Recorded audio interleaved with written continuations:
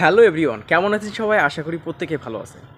ফেসবুকে আমরা কতটা সময় দিই আমরা কিন্তু অনেকেই জানি না। এমনকি আমরা অনেকেই বাইর করতে পারি না যে আমরা ফেসবুকের মধ্যে কতটা সময় দিচ্ছি।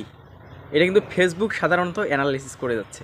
আর কতটা সময় আমরা ফেসবুকের মধ্যে অ্যাক্টিভ আছি আমরা কিন্তু অনেকেই দেখতে পারি না।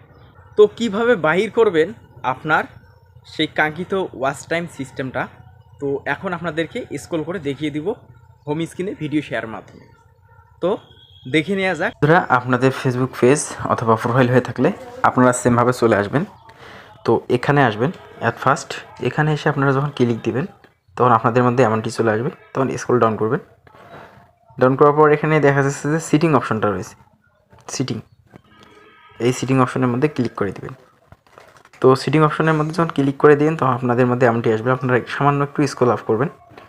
তো এখানে দেখতে পাবেন ইওর টাইম অন ফেসবুক, এখানে আপনারা চলে আসবেন।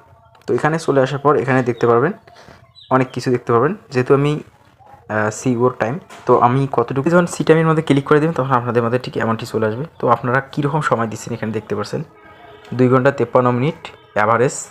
আমি শর্ট দিচ্ছি এখানে টাইম আর পার ডে, মানে কতটুকু সময় দিচ্ছি ফেসবুকে। দেখুন আপনারা কতটুকু সময় দিচ্ছেন ফেসবুকের মধ্যে, ঠিক ততটুকু কিন্তু আপনাদের মধ্যে অ্যানালাইসিং হবে।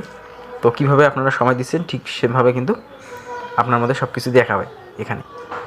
তো আপনারা এই বিষয়টাকে লক্ষ্য রাখবেন। আর বেশি বেশি করে আপনাদের ফেসবুকে সফলতা অর্জন করতে অবশ্যই ধৈর্য লাগবে।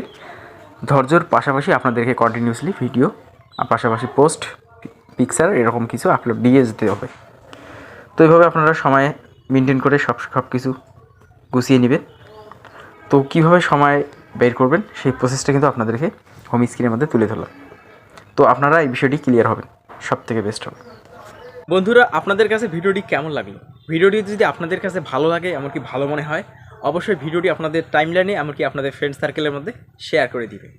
ধন্যবাদ।